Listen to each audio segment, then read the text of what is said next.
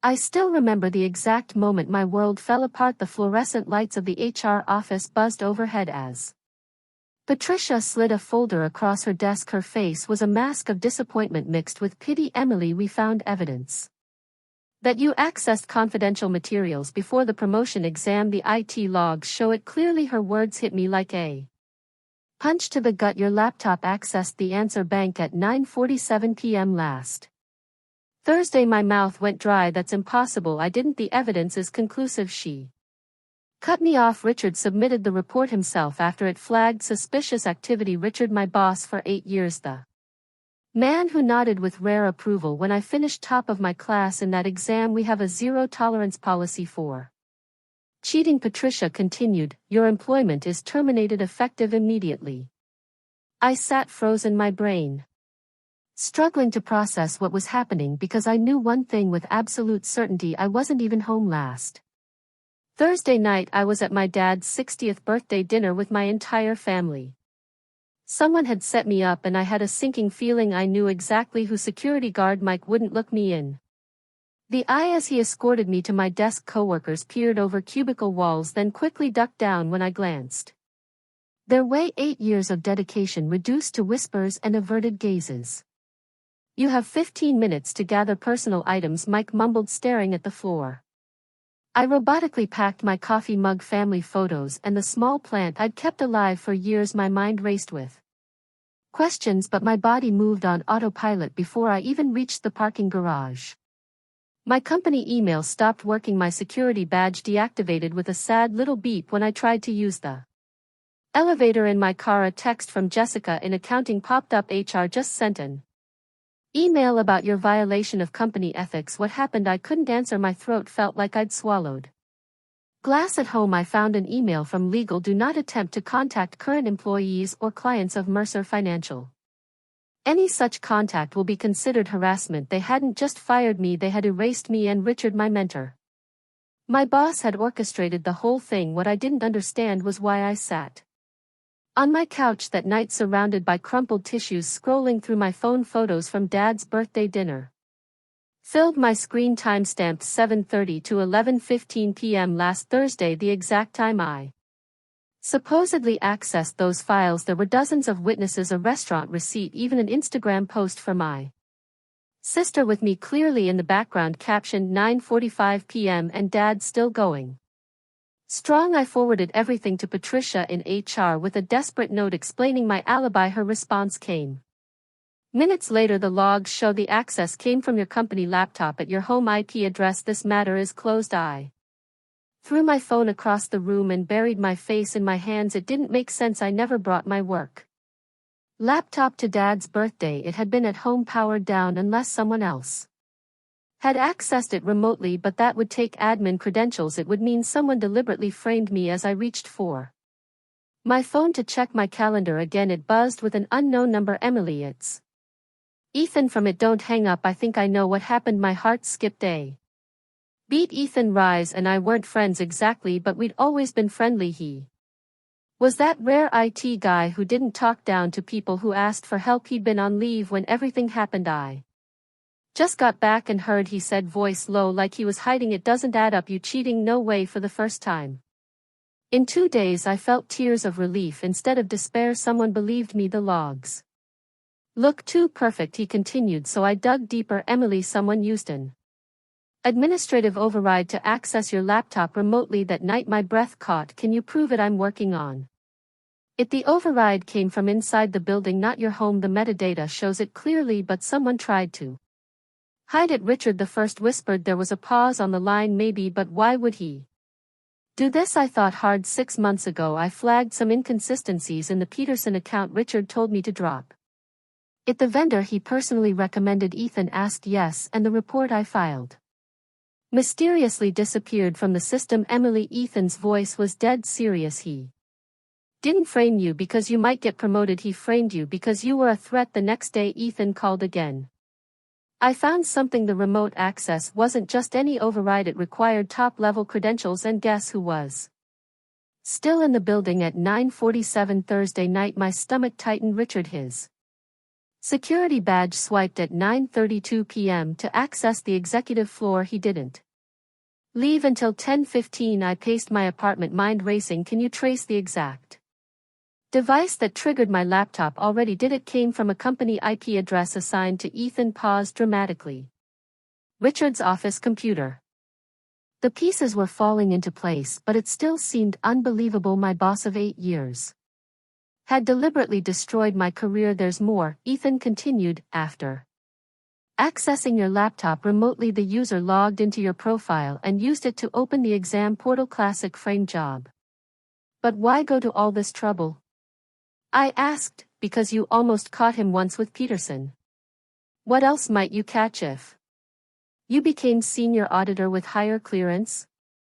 It clicked then. This wasn't personal pettiness, this was panic. Richard saw me as a threat to whatever he was hiding. Ethan, we need to dig deeper. What was in those Peterson files that scared him so much I couldn't sleep that night? The Peterson account kept nagging at me. I remembered finding unusual payment patterns, large sums split into smaller transactions, all just under the reporting threshold. Classic signs of something shady. When I'd shown Richard, his face had tightened before he forced a smile. Just their accounting style. I've known Peterson for years. Rock solid. I trusted him then. What a fool I'd been. The next morning I dug through my personal emails looking for any notes I might have saved about Peterson. There, an email I'd sent to myself 6 months ago. With a subject line, discrepancies to discuss. I had listed 5 suspicious transactions with dates and amounts not enough to prove wrongdoing, but enough to warrant further investigation. Richard had shut down my phone. Buzzed. Ethan again. Emily, I checked the system logs from 6 months ago. Someone deleted your original Peterson report from the company server. Guess when? The same day I submitted it. I asked. Exactly, and I found something else. There are dozens of similar patterns with other accounts. Richard manages this. Isn't just one vendor. This looks systematic. My hands shook as the truth dawned. He wasn't afraid I'd get his job. He was afraid I'd expose whatever he's been doing. Emily, Ethan said solemnly, I think we're looking at fraud, and you were getting too close. Over the next week, Ethan and I worked in secret, building our case. He used his IT access to gather evidence during off hours when fewer people would notice his unusual searches. I created a secure document trail, login, timestamp, security badge, swipes, remote access logs, deletion records. Every piece of evidence was meticulously organized and timestamped. We need to be careful, Ethan warned during one of our calls. If Richard realizes we're investigating, he could cover his tracks, or worse. I nodded, even though he couldn't see me. The or worse hung in the air between us. If Richard would fabricate evidence to get me fired, what else might he do? We established a code system for our communications and avoided meeting in person. Ethan suggested using encrypted messaging apps instead of texts or calls. I found something else, he said one night, voice tense with excitement. The override command used to access your laptop. It wasn't a standard admin function. Someone wrote a custom script specifically to frame you. My blood ran cold. That takes planning, premeditation. Yes, Ethan agreed. And the script has Richard's digital fingerprints all over it. He didn't just take advantage of an opportunity, he engineered this whole thing. Our evidence pile was growing, but I wanted more. The script wasn't just clever, it was designed to be untraceable, Ethan explained as we video chatted from different coffee shops across town. Except for one mistake on my screen, he shared his findings, a manual command buried in layers of code that linked directly to Richard's admin credentials. He had tried to hide it but hadn't completely covered his tracks. He duplicated your credentials, Ethan continued, creating a perfect digital copy of your login signature, but he forgot that the system logs the credential creator's ID too. I leaned closer to my screen so the logs show not just the fake access, but that Richard created the fake access exactly. It's digital forgery, and I can prove it now. We had enough to go to HR, enough to clear my name, but something held me back. I want to know what he's hiding with Peterson, I said firmly. This isn't just about getting my job back anymore. This is about whatever scheme made Richard desperate enough to frame me. Ethan's face grew serious. I've been digging into Peterson's payment records, Emily. There are millions flowing through subdivided accounts. This looks like money laundering. The realization hit me Like a thunderbolt, Richard hadn't just framed me to save his job, he'd framed me to keep himself out of prison. We need to take this higher than HR, I said. We need the ethics board. Mercer Financials ethics board was the company's highest internal authority. They operated independently from management and reported directly to the board of directors. If anyone could handle this properly, it was them. Are you sure about this? Ethan asked as we prepared our submission. Once we file, there's no going back. I nodded. Determination replacing my earlier fear. Richard chose this path, not me. We compiled everything: the forged access logs, the custom script with Richard's credentials, the suspicious Peterson transactions, the timeline of events. Ethan encrypted it all with digital signatures that would prove if anyone tampered with the evidence. We submitted the package anonymously through the ethics board secure portal. Then we waited. 3 days later my phone rang. It was Patricia from HR. Emily, she said, her voice strangely subdued. We need you to come in tomorrow at 9 a.m. There have been developments regarding your termination. I kept my voice steady, betraying none of the triumph I felt. I'll be there. After hanging up, I called Ethan immediately. They're bringing me in. This is it, he replied. Remember, act surprised by whatever they tell you. We can't let them know we were working together. The next morning I dressed in my best suit and took a deep breath. This time I would walk into Mercer Financial on my terms. The same security guard who'd escorted me out nodded respectfully as I entered the building. Patricia was waiting in the lobby, her usual confidence replaced by nervous energy. Thank you for coming in, she said, leading me not to her office but to the executive conference room. Inside sat the chief HR officer, the general counsel, and the head of the ethics board. Their expressions were grave. Miss Granger, began the ethics board chairman, we owe you an apology. Our investigation has uncovered significant irregularities in the evidence that led to your termination. I forced my face to show surprise and relief rather than the vindication I actually felt. We've determined that you did not cheat on your examination. In fact, it appears the access logs were manipulated specifically to implicate you. Patricia slid a folder across the table. An official reinstatement letter along with back pay for the weeks I'd been out. Your promotion to senior auditor has been approved effective immediately, she added, and the company wishes to extend its sincere apologies for this unfortunate situation. I accepted the folder with steady hands. What about Richard? I asked, trying to sound merely curious rather than hungry for justice. The general counsel cleared his throat. Mr. Kessler has been placed on administrative leave pending further investigation. Translation: Richard was in deep trouble, but they hadn't fired him yet. Well, that wouldn't do at all. I returned to work the following Monday to whispers and stares, but this time they were supportive, even admiring. Apparently word had spread about my exoneration and Richard's suspension. Ethan and I maintained our distance at work, communicating only through our secret channels. Richard's access has been revoked, he messaged, but I found something else.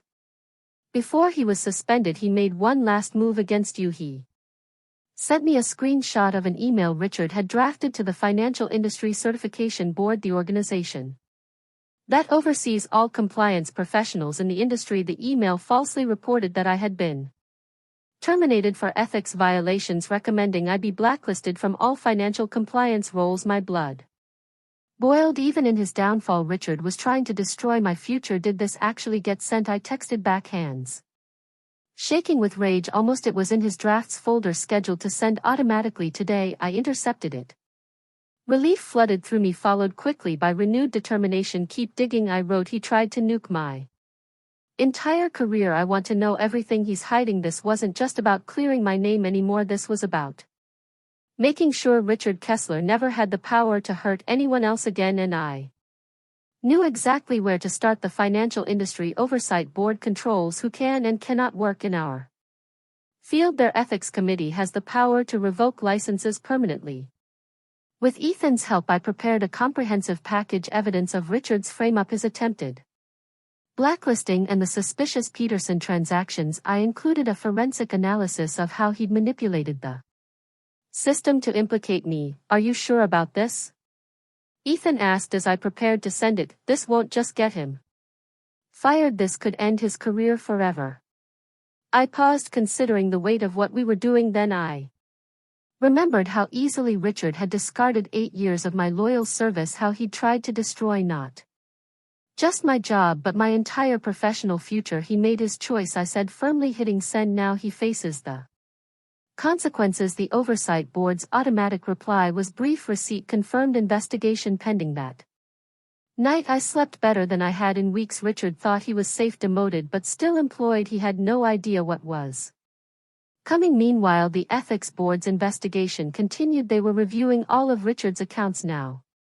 Not just Peterson. The web of deception was unraveling thread by thread. He's starting to look nervous, Ethan reported after passing Richard in the hallway. He knows something's happening, but not what.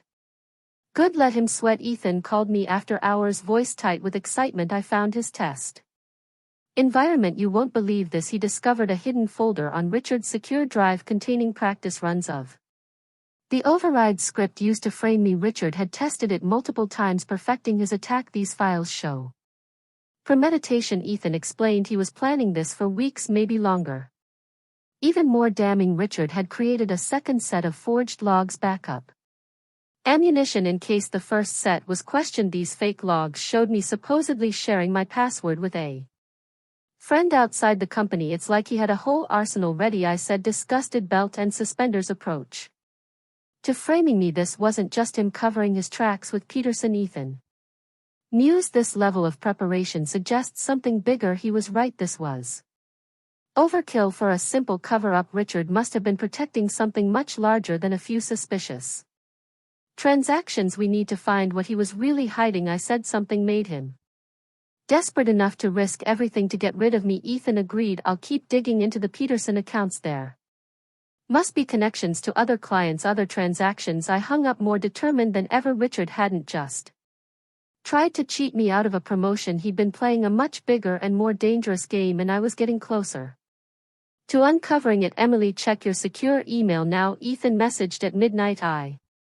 opened the encrypted channel to find a bombshell: deleted chat logs between Richard and someone named David Sloan, director of internal systems. The conversations had been scrubbed from the company servers, but Ethan had recovered fragments from the backup system. She's getting too close to the Peterson structure. Can't you just redirect her? Tried that. She's persistent, too smart for her own good. The promotion test is next week. Make sure she doesn't pass. If she gets senior clearance, she'll see the whole network. We need something more permanent. Admin access could solve this problem permanently. The conversation was dated 1 week before the exam and 1 week before I was framed. I sat back, stunned. Ethan, this wasn't just Richard. David was part of this too. I know, he replied. David's the one who approved Richard's special admin access, that weak access he never should have had. The betrayal cut deeper now. Not just one person but 2 senior executives had conspired to destroy my career. They were afraid of what I'd find if I got promoted, I whispered to myself. But what exactly were they hiding? What network were they so desperate to protect? Whatever it was, I now had evidence of a conspiracy reaching to the highest levels of the company. David Sloan, I'd met him only a few times. A stern, silver-haired man who rarely left the executive floor. As director of internal systems, he controlled all access privileges across the company. That's how Richard got the override capability, Ethan explained. The next day, David granted him temporary elevated access, something that should have triggered security alerts. But since David had security, he could suppress those alerts. I finished the pieces falling into place. We dug into David's background: 20 years at Mercer Financial, respected above suspicion, but his name appeared on the approval chain for every Peterson transaction I'd flagged. If Richard goes down, David goes with him. I realized they're tied together. Ethan nodded. And David has way more to lose. His retirement is less than 2 years away. A scandal now would cost him everything. I finished: his pension, his reputation. We had to be even more careful now. David had eyes everywhere in the company's systems. One wrong move and all our evidence could disappear. I think it's time to get legal advice, I told Ethan. This is bigger than just clearing my name. He agreed. I have a friend, a compliance attorney who specializes in financial fraud. Let me contact her. No names, just hypotheticals for now. The net was closing around Richard and David. They just didn't know it yet. The compliance attorney, Melissa Chen, Reviewed our evidence over a secure connection if proven, she said, her expression grave. This constitutes employment fraud, data manipulation, and reputational sabotage, possibly criminal charges depending on what they were hiding. She advised us to document everything meticulously, create backups of all evidence, and stay quiet while the company's investigation proceeded. The ethics board has opened a formal audit. She noted, let that process work. Your evidence is compelling. They'll find the truth. After the call, Ethan messaged me, just heard from my contact in legal. Richard and David are both under official review now. I felt a surge of vindication. The company was finally seeing what we'd uncovered. Meanwhile, I returned to my senior auditor duties, keeping my head down and pretending I knew nothing beyond my own exoneration. It wasn't easy sitting in meetings, analyzing reports, acting normal. When I knew a storm was brewing, twice I passed Richard in the hallway. He'd been demoted to a smaller office but remained employed while under investigation. His face was haggard, his confident swagger replaced by nervous glances. He avoided my eyes completely. Good, let him feel what I felt, the uncertainty, the fear, the sense of doom closing in. Only his fears were justified. The wheels of justice turned slowly, but they were turning. It's happening. Ethan messaged 3 days later. David just spent 2 hours with the ethics board through his IT monitoring tools. Ethan observed frantic activity on David's computer. Immediately after the meeting, he was deleting files, scrubbing logs, trying to cover his tracks. Too late, Ethan chuckled as he showed me the backup records. Everything he's trying to delete I already saved copies of. We packaged this new evidence of obstruction and sent it anonymously to the ethics board.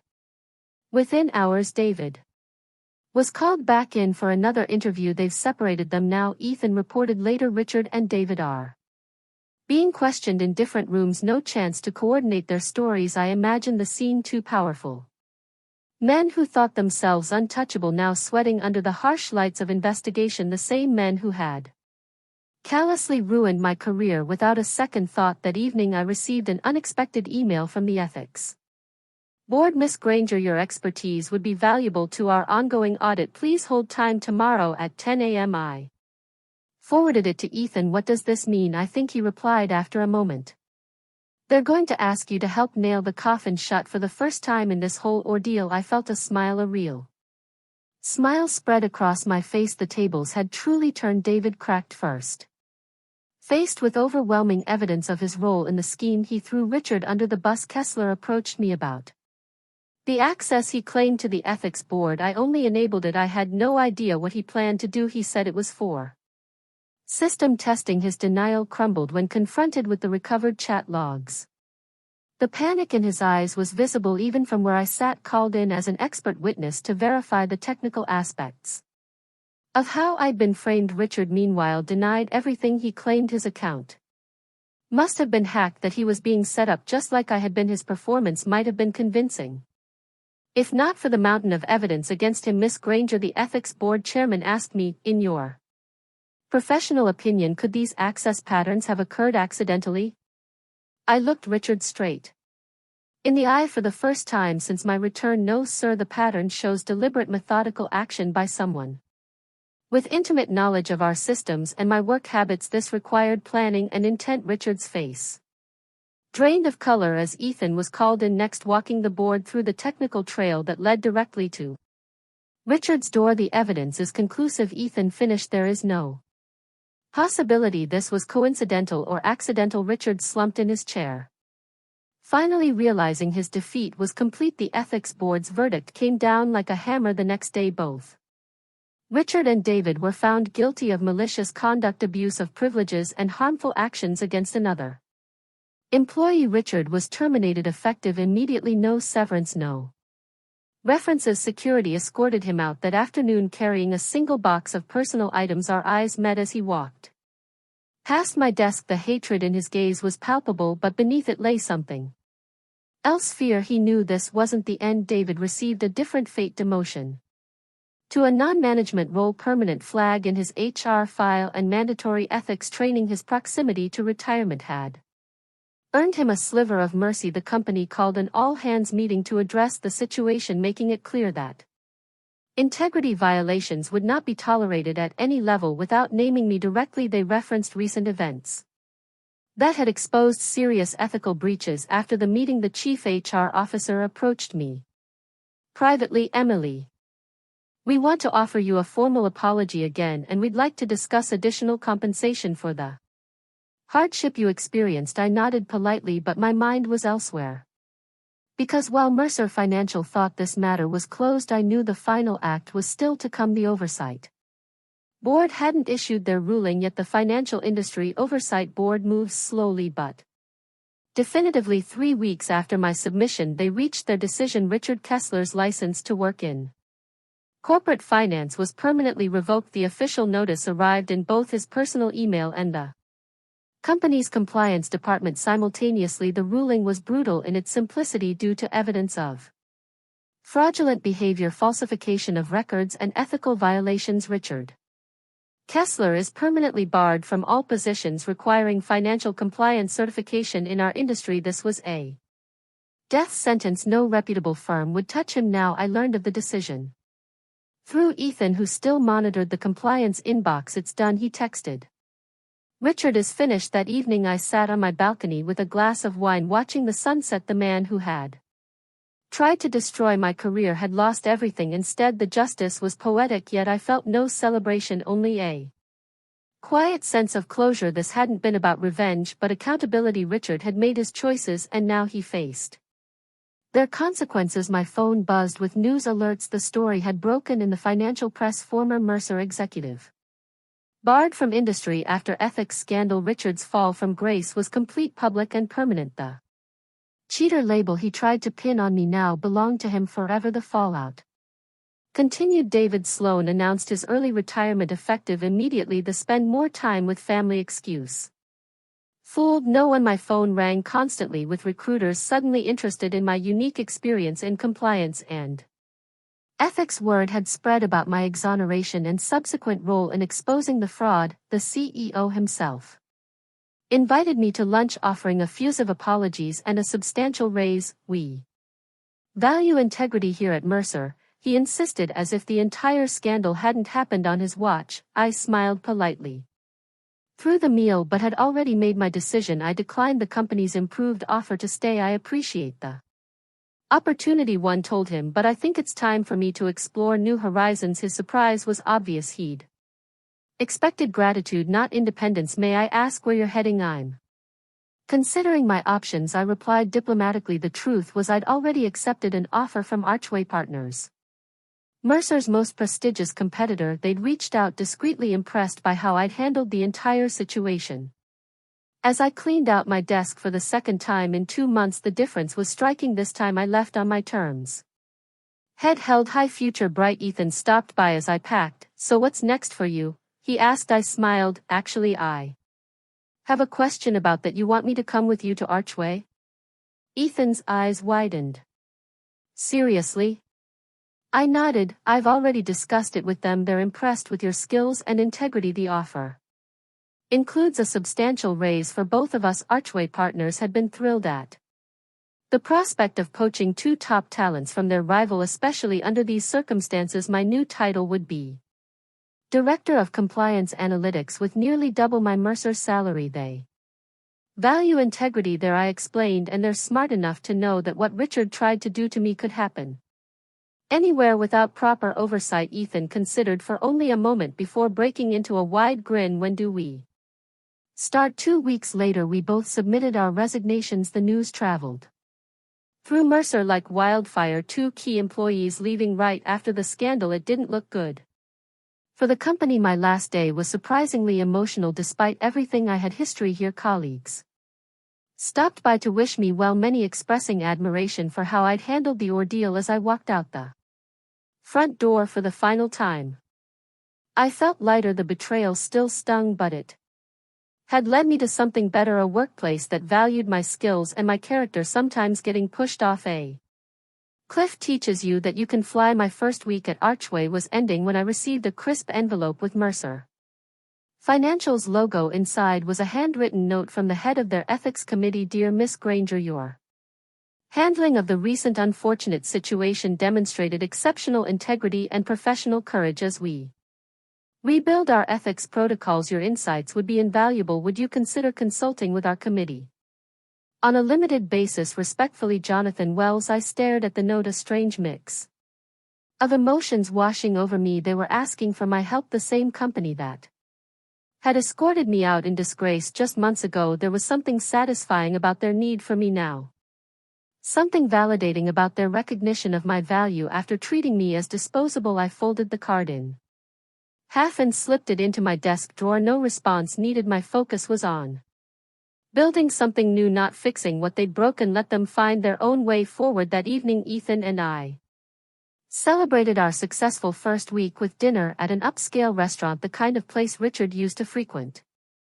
The irony wasn't lost on me. To new beginnings, Ethan toasted, raising his glass, and to unexpected endings, I added with a smile. 6 months flew by at Archway. My new office featured floor-to-ceiling windows with a view of the city skyline. My team respected me. My ideas were valued. The knot of anxiety that had lived in my stomach at Mercer had finally dissolved. I'd built a new compliance tracking system that could identify suspicious patterns like the ones I'd found with Peterson. Archway's senior management praised its effectiveness, and rumors circulated that it might be implemented company-wide. One morning I spotted a familiar face in the financial news. Richard Kessler, looking haggard, was being investigated for a pattern of irregularities at Mercer Financial that predated my firing. The Peterson account was specifically mentioned, so that was what he'd been hiding, not just one suspicious client but a systematic fraud that was only now coming to light. I felt a moment of vindication, but no real joy in his continued downfall. Richard had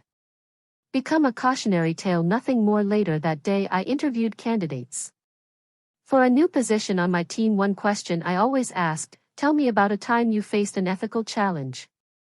Their answers told me everything I needed to know about who they really were beneath the polished resumes. Because I'd learned the hard way, character reveals itself not in easy times but in moments of pressure and temptation. 1 year to the day after my wrongful termination, I sat at my desk at Archway reviewing quarterly compliance reports. My team had just completed a major audit with 0 flags, a testament to the systems we'd built. Ethan knocked on my open door. Did you see this? He handed me his tablet displaying Mercer Financial's latest earnings report. Their stock had plummeted after the full extent of the Peterson scandal became public. The fraud had been much bigger than we'd initially suspected. Richard and David had been protecting a network of shell companies that laundered money through Mercer for years. The SEC was now involved. I handed the tablet back to Ethan. Not our circus, not our monkeys. He smiled at the phrase, my new mantra whenever Mercer news broke. That evening I opened a blank document on my laptop and typed a single sentence: when someone shows you who they are, believe them the first time. Below it I added, and when someone underestimates you, let that be their mistake, not yours. I saved the file as lessons learned and closed my laptop. Richard had tried to paint me as a cheater to erase my career and my reputation. Instead, he'd only revealed his own corruption while inadvertently pushing me towards something better. Sometimes the worst day of your life becomes the first day of your best. Chapter 1 was living proof.